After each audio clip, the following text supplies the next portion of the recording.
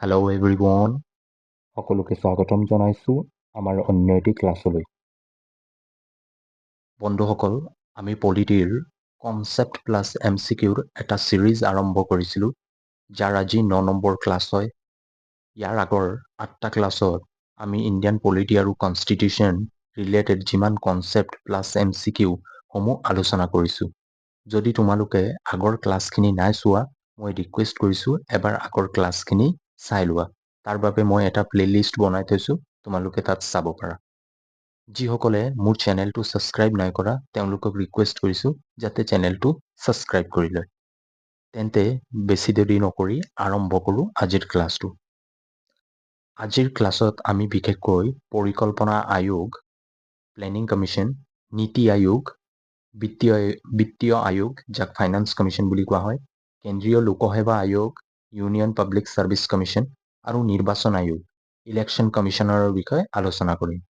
এইখিনি টপিকৰ পৰা অসম তথা ভাৰত চৰকাৰৰ যিমান প্ৰতিযোগিতামূলক পৰীক্ষা হয়, তাৰ ফালৰ পৰা যিসমূহ কুৱেশ্যন আহিছে, তেনে কুৱেশ্যনসমূহ এইখিনি টপিকৰ পৰা MCQ হিচাপে বাছি অনাৰ চেষ্টা কৰিছোঁ। লগত মই এক্সপ্লেইন কৰি যাম, এইখিনি নোট কৰাৰ চেষ্টা কৰিব। তেন্তে আৰম্ভ কৰোঁ আজিৰ প্ৰথমটো কুৱেশ্যন। আজিৰ প্ৰথমটো কুৱেশ্যন হ'ল, কোন চনত পৰিকল্পনা আয়োগৰ গঠন কৰা হৈছিল? অপশ্যন 4টাৰ ভিতৰত উত্তৰ হ'ব 1950 চনত পৰিকল্পনা আয়োগৰ গঠন কৰা হৈছিল। ইয়াৰ কিছুমান পইণ্ট আছে, সেই পইণ্টখিনি আমি চাই লওঁ। প্ৰথম পইণ্টটো হ'ল নন কনষ্টিটিউশ্যনেল বডি। ইয়াত আমি দুটা বস্তু জানিবলগীয়া হ'ব, কনষ্টিটিউশ্যনেল বডি আৰু non constitutional body. Constitutional body বুলি ক'লে ভাৰতৰ সংবিধানত কোনো এটা আৰ্টিকেলত যদি তাৰ বিষয়ে বৰ্ণনা কৰা হৈছে, তাক কনষ্টিটিউশ্যনেল বডি বুলি কোৱা হয়। আৰু নন কনষ্টিটিউশ্যনেল বডি বুলি ক'লে যদি ভাৰতৰ সংবিধানত কোনো আৰ্টিকেলত তাৰ বিষয়ে বৰ্ণনা কৰা নাই, তাক নন কনষ্টিটিউশ্যনেল বডি বুলি কোৱা হয়। পৰৱৰ্তী সময়ত কোনো এখন চৰকাৰে সদনত বিলৰ ভিত্তিত তাক সংশোধন কৰি ভাৰতৰ সংবিধানত অন্তৰ্ভুক্ত কৰা হয়, তাক নন কনষ্টিটিউশ্যনেল বডি বুলি কোৱা হয়। এইখিনি জনাৰ মূল উদ্দেশ্যই হ'ল যে প্ৰায়সমূহ এক্সামত দেখিবলৈ পোৱা যায়, 4টা আয়োগৰ নাম দিয়া থাকিব আৰু তাৰ পৰা চিলেক্ট কৰিব লাগে কোনটো কনষ্টিটিউশ্যনেল বডি হয়, কোনটো নন কনষ্টিটিউশ্যনেল বডি হয়। তাৰ বাবে এইখিনি গুৰুত্বপূৰ্ণ হয়। এতিয়া প্লেনিং কমিশ্যনটো হ'ল এটা নন কনষ্টিটিউশ্যনেল বডি। আৰম্ভণিত ভাৰতৰ সংবিধানত প্লেনিং কমিশ্যনৰ বিষয়ে একো উল্লেখ নাছিল। এইখন প্ৰথম যি কেবিনেট গঠন হৈছিল, সেই কেবিনেটে পৰিকল্পনাৰ কাৰণে এই প্লেনিং কমিশ্যনৰ গঠন কৰা হৈছে। কাম আছিল 5 বছৰৰ বিকাশৰ বাবে পৰিকল্পনা প্ৰস্তুত কৰা। এখন দেশৰ যি অৰ্থনৈতিক আৰু সামাজিক বিকাশৰ বাবে 5 বছৰৰ পৰিকল্পনা প্ৰস্তুত কৰাটোৱেই আছিল প্লেনিং কমিশ্যনৰ মুখ্য উদ্দেশ্য। প্ৰথম 5 বছৰীয়া পৰিকল্পনা কেতিয়াৰ পৰা আৰম্ভ হৈছিল? এক্সামত আহে এইটো, ইকনমিকলি ৰিলেটেডো কুৱেশ্যন হয়, ইয়াত মই অন্তৰ্ভুক্ত কৰিছোঁ। প্ৰথম 5 বছৰ পৰিকল্পনা আৰম্ভ হৈছিল 1951ৰ পৰা 1956লৈ। ইম্পৰ্টেণ্ট হয়, ষ্টাৰ মাৰ্ক কৰি নোট কৰি লোৱা। নেক্সট কুৱেশ্যন, আজিৰ দ্বিতীয়টো কুৱেশ্যন হ'ল, পৰিকল্পনা আয়োগৰ প্ৰথম অধ্যক্ষ কোন আছিল? অপশ্যন 4টাৰ ভিতৰত উত্তৰ হ'ব জৱাহৰলাল নেহৰু। জৱাহৰলাল নেহৰু আছিল পৰিকল্পনা আয়োগৰ প্ৰথম অধ্যক্ষ। যদি এক্সামত কুৱেশ্যন সোধে পৰিকল্পনা আয়োগৰ একেবাৰে শেষৰ অধ্যক্ষ কোন আছিল? উত্তৰ হ'ব নৰেন্দ্ৰ মোদী। নৰেন্দ্ৰ মোদী আছিল পৰিকল্পনা আয়োগৰ একেবাৰে শেষৰ অধ্যক্ষ। যিহেতু পৰিকল্পনা আয়োগ 2014 চনত বাতিল কৰা হৈছিল আৰু ইয়াৰ পৰিৱৰ্তে নীতি আয়োগৰ গঠন কৰা হৈছিল। পৰিকল্পনা আয়োগৰে আপডেট ভাৰ্চন আমি ক'ব পাৰি নীতি আয়োগক। নেক্সট কুৱেশ্যন, পৰিকল্পনা আয়োগৰ উপ অধ্যক্ষ কোন আছিল? অপশ্যন 4টাৰ ভিতৰত উত্তৰ হ'ব গুলজাৰিলাল নন্দা আছিল পৰিকল্পনা আয়োগৰ উপ অধ্যক্ষ। নেক্সট কুৱেশ্যন, আজিৰ 4 নম্বৰটো কুৱেশ্যন হ'ল নীতি আয়োগৰ পৰা, কোন চনত নীতি আয়োগৰ গঠন কৰা হৈছিল? অপশ্যন 4টাৰ ভিতৰত উত্তৰ হ'ব 2015ত নীতি আয়োগৰ গঠন কৰা হৈছিল। যিহেতু 2014 চনত পৰিকল্পনা আয়োগক বাতিল কৰি নীতি আয়োগৰ গঠন কৰা হৈছিল? নেক্সট কুৱেশ্যন, আজিৰ 5 নম্বৰটো কুৱেশ্যন হ'ল, নীতি আয়োগৰ অধ্যক্ষ তলৰ কোনজন হয়?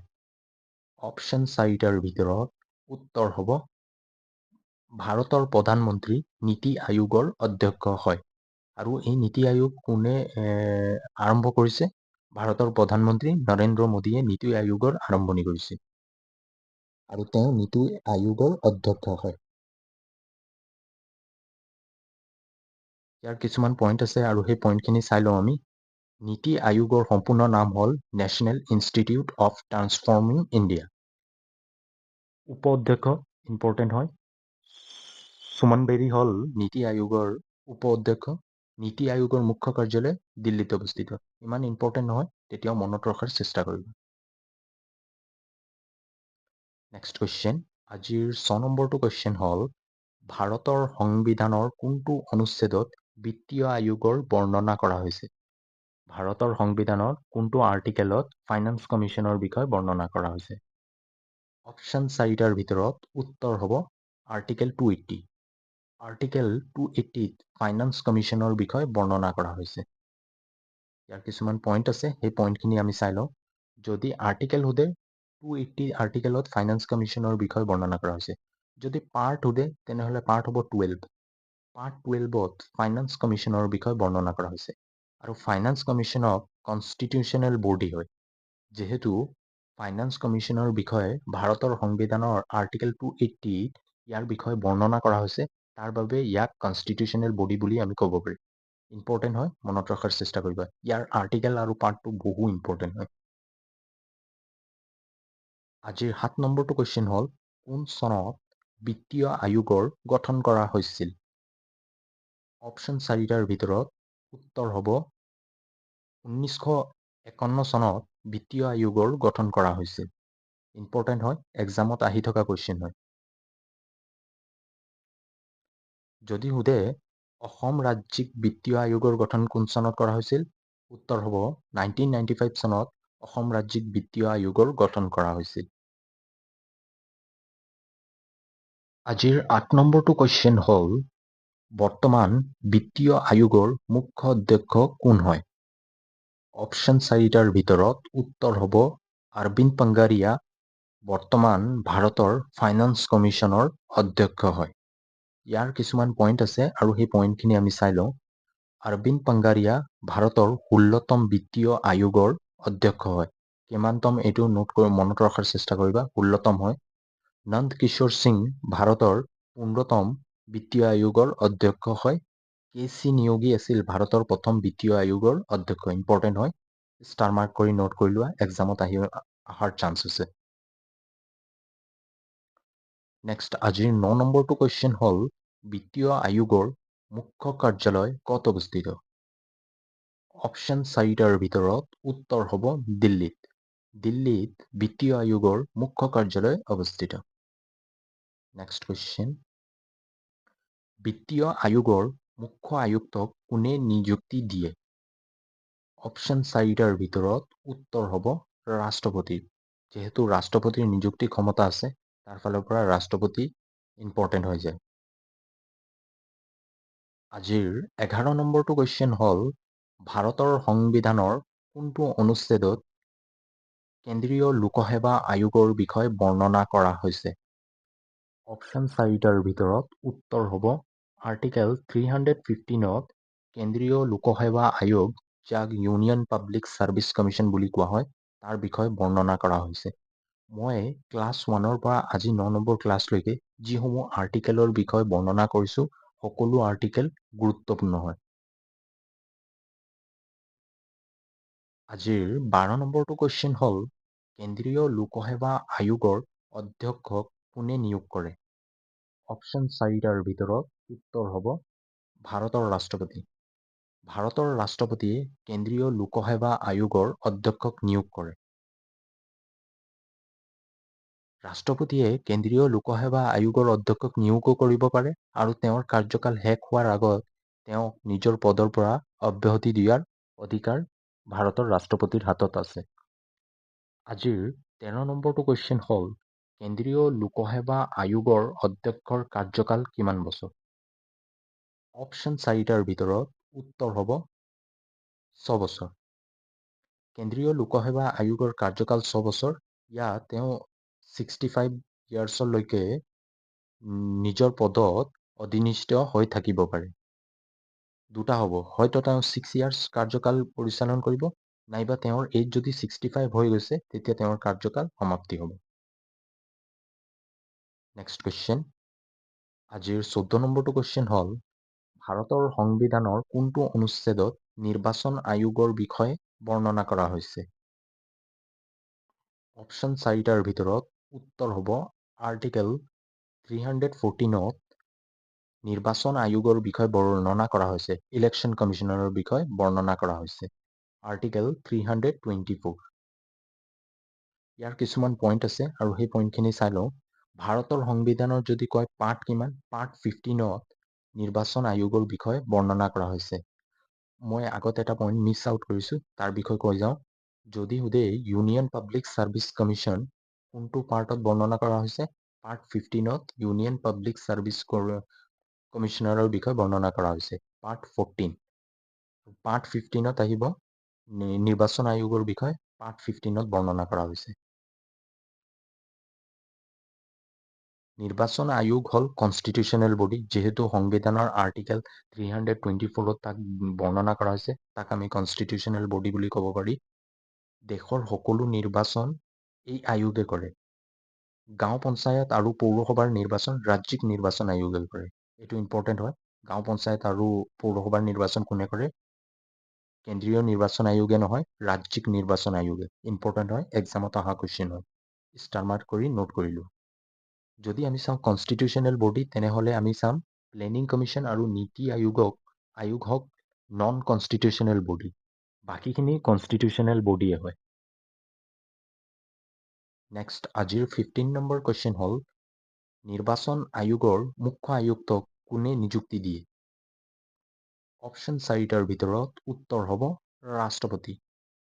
ৰাষ্ট্ৰপতিয়ে নিৰ্বাচন আয়োগৰ মুখ্য আয়ুক্তক নিযুক্তি দিয়ে আৰু তেওঁৰ কাৰ্যকাল চেম থাকে, যেনেকৈ ইউনিয়ন পাব্লিক ছাৰ্ভিচ কমিশ্যনাৰৰ কাৰ্যকাল 6 या 65।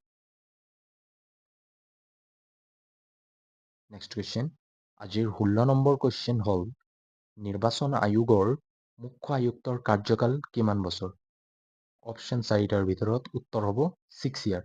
6 ইয়াৰ বা 65 ইয়াৰ্ছলৈকে তেওঁ নিজৰ পদত অধিনিষ্ঠ হৈ থাকিব পাৰে। Next question. আজিৰ 17 নম্বৰ কুৱেশ্যন হ'ল, নিৰ্বাচন আয়োগৰ মুখ্য আয়ুক্তৰ কাৰ্যকাল শেষ হোৱাৰ আগতে তেওঁক পদৰ পৰা অপসাৰণ কৰাৰ অধিকাৰ কাৰ ওচৰত আছে? অপশ্যন 4টা হ'ল ৰাষ্ট্ৰপতি, উপ-ৰাষ্ট্ৰপতি, প্ৰধানমন্ত্ৰী আৰু উচ্চতম ন্যায়ালয়ৰ মুখ্য ন্যায়াধীশ। ইয়াত বহুতে ভাবিব যে ৰাষ্ট্ৰপতিয়ে নিয়োগ কৰিছে, তো ৰাষ্ট্ৰপতিৰ অপসাৰণ কৰাৰ ক্ষমতা আছে। এইটো নহয়, ৰাষ্ট্ৰপতি নহয়। অপশ্যন হ'ব উচ্চতম ন্যায়ালয়ৰ মুখ্য ন্যায়াধীশ। ৰাষ্ট্ৰপতিয়ে নিৰ্বাচন আয়োগৰ মুখ্য আয়ুক্তক নিয়োগ কৰিব পাৰে, কিন্তু তেওঁক সেই পদত অব্যাহতি কৰিব নোৱাৰে। তেওঁৰ পদৰ পৰা অপসাৰণ কৰাৰ অধিকাৰ কেৱল উচ্চতম ন্যায়ালয়ৰ মুখ্য ন্যায়াধীশৰ হাতত আছে। ইম্পৰ্টেণ্ট হয়, এক্সামত অহা কুৱেশ্যন হয়। Next question. আজিৰ 18 নম্বৰটো কুৱেশ্যন হ'ল, স্বাধীন ভাৰতৰ প্ৰথম নিৰ্বাচন আয়ুক্ত কোন আছিল? ইম্পৰ্টেণ্ট হয়, বহুবাৰ এক্সামত আহিছে। যোৱাবাৰ ADR-ত অহা কুৱেশ্যন হয় এইটো। অপশ্যন 4টাৰ ভিতৰত উত্তৰ হ'ব সুকুমাৰ সেন আছিল স্বাধীন ভাৰতৰ প্ৰথম নিৰ্বাচন আয়ুক্ত। ইয়াৰ কিছুমান পইণ্ট আছে আৰু এই পইণ্টখিনি চাই লওঁ।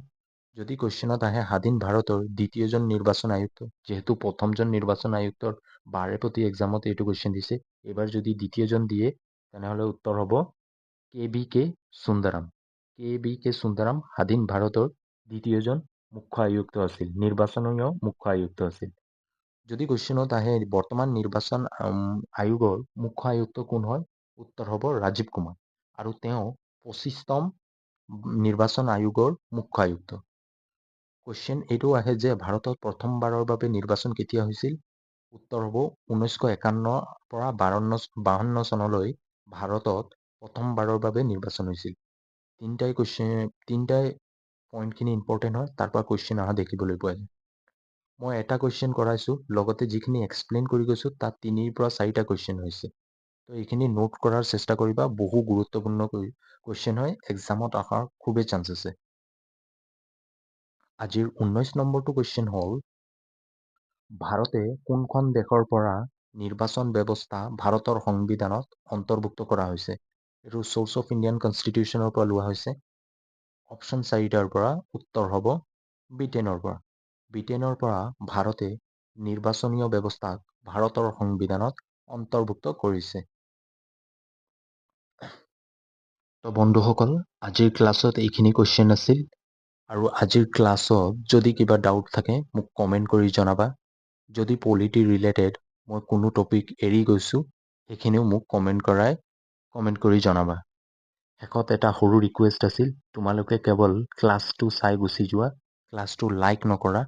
তাৰ বাবে সৰু ৰিকুৱেষ্ট আছে, তোমালোকে ক্লাছটো লাইক কৰি চেনেলটো ছাবস্ক্ৰাইব কৰিবা আৰু নিজৰ বন্ধু বান্ধৱীসকলৰ মাজত শ্বেয়াৰ কৰি দিবা। আজিৰ ক্লাছত এইখিনি আছিল। পুনৰ লগ পাম আমাৰ আন এটি ভিডিঅ'লৈ। আজিলৈ ইমানেই। Thank U.